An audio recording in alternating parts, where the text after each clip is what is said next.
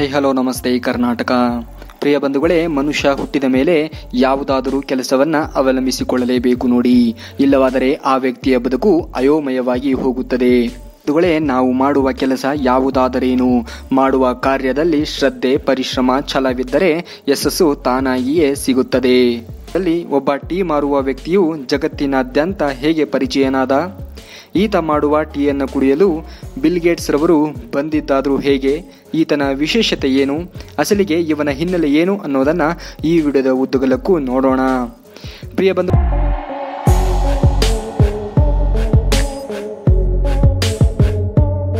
ಈ ವ್ಯಕ್ತಿಯ ಹೆಸರು ಡಾಲಿ ಅಂತ. ಬೀದಿ ಬದಿಯಲ್ಲಿ ಒಂದು ಸಣ್ಣ ವ್ಯವಸ್ಥೆಯನ್ನ ಮಾಡಿಕೊಂಡು ತನ್ನ ದಿನನಿತ್ಯದ ಕಾರ್ಯಕ್ಕೆ ಮುಂದಾಗುತ್ತಾನೆ. ಅಂಗಡಿಯನ್ನ ಓಪನ್ ಮಾಡಿದ್ದೇ ತಡ ಜನ ನಾ ಮುಂದು ತಾ ಮುಂದು ಎಂದು ಬರುತ್ತಾರೆ.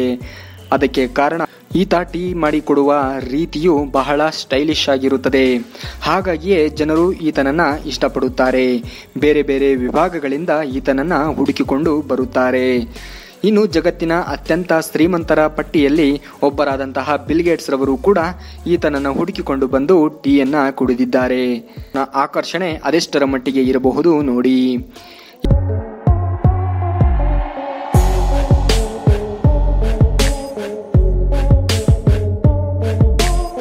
ಆ ಕಡ್ಡಿ ಗೀಚುವ ರೀತಿ, ಗ್ಲಾಸ್ಗಳನ್ನು ಕೊಡುವ ರೀತಿಯು ಜನರನ್ನ ಅತಿ ಹೆಚ್ಚಾಗಿ ಆಕರ್ಷಿಸುತ್ತದೆ. ಪ್ರಸ್ತುತ ಇವನ ಬಳಿ ಲಕ್ಸುರೀಸ್ ಕಾರ್ಗಳು, ಯಾವುದೇ ಮೂಲೆಗೂ ಕೂಡ ಬೇಕಾದರೂ ಹೋಗುವಷ್ಟು ಸ್ಥಿತಿವಂತನಾಗಿದ್ದಾನೆ. ನಮ್ಮನ್ನು ಹೋಗಲು ಸಾಧ್ಯವೇ?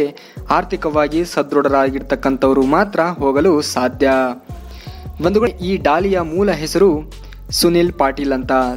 1998ರಂದು ಮಹಾರಾಷ್ಟ್ರದ ನಾಗ್ಪುರದಲ್ಲಿ ಬಡ ಕುಟುಂಬವೊಂದರಲ್ಲಿ ಜನಿಸ್ತಾರೆ. ಮನೆಯಲ್ಲಿ ಇರುವಂತಹ ಕಿತ್ತು ತಿನ್ನುವ ಬಡತನದಿಂದಾಗಿ ಹೆಚ್ಚಿನ ಮಟ್ಟದ ಶಿಕ್ಷಣವನ್ನ ಪಡೆಯಲು ಸಾಧ್ಯವಾಗಲಿಲ್ಲ. ಆದರೆ ಡಾಲಿ ಮಾತ್ರ ಇದನ್ನ ನೆಪಹೂರಿ ಕೂರಲಿಲ್ಲ. ತನ್ನ ಸ್ವಂತ ಪರಿಶ್ರಮದಿಂದ ವ್ಯವಹಾರಕ್ಕೆ ಮುಂದಾಗುತ್ತಾರೆ ಡಾಲಿ. ಪ್ರಸ್ತುತ ದಿನಮಾನಗಳಲ್ಲಿ ಸೋಷಿಯಲ್ ಮೀಡಿಯಾವನ್ನ ಬಳಸಿಕೊಂಡು ತಾನು ಕೂಡ ತನ್ನ ಕೆಲಸದ ಮೂಲಕ ಬೆಳೆಯುತ್ತಾ ಹೋಗುತ್ತಿದ್ದಾರೆ ಡಾಲಿಯವರು. ಈತನು ಅದೆಷ್ಟೋ ಕೆಲಸಕ್ಕೆ ಹೋಗದೆ ತಂದೆ ತಾಯಿಯವರಿಗೆ ಹೊರೆಯಾಗಿರುವಂತಹ ಮಕ್ಕಳಿಗೆ ಒಂದು ರೀತಿಯ ಮಾರ್ಗದರ್ಶನವೇ ಸರಿ. ಇವನು ಟೀ ಮಾಡುವ ಒಂದು ವಿಡಿಯೋ ವೈರಲ್ ಆಗಿ ಇವತ್ತು ಅದೆಷ್ಟೋ ಸೆಲೆಬ್ರಿಟಿಗಳು ಕೂಡ ಈತನ ಬಳಿ ಟೀ ಕುಡಿಯಲು ಬರುತ್ತಾರೆ. ಬಿಲ್ ಗೇಟ್ಸ್ ರವರು ಕೂಡ ಬಂದು ಹೋದರು. ಈತನಿಗೆ ಆ ವ್ಯಕ್ತಿ ಯಾರೆಂದು ಕೂಡ ಗೊತ್ತಿರಲಿಲ್ಲ.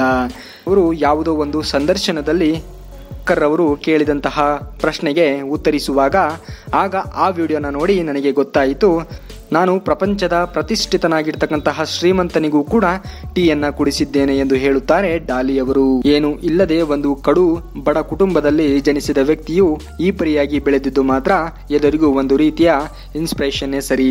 ಮುಂದಿನ ವಿಡಿಯೋದಲ್ಲಿ ಸಿಗುವವರೆಗೂ ಧನ್ಯವಾದ ಕರ್ನಾಟಕ.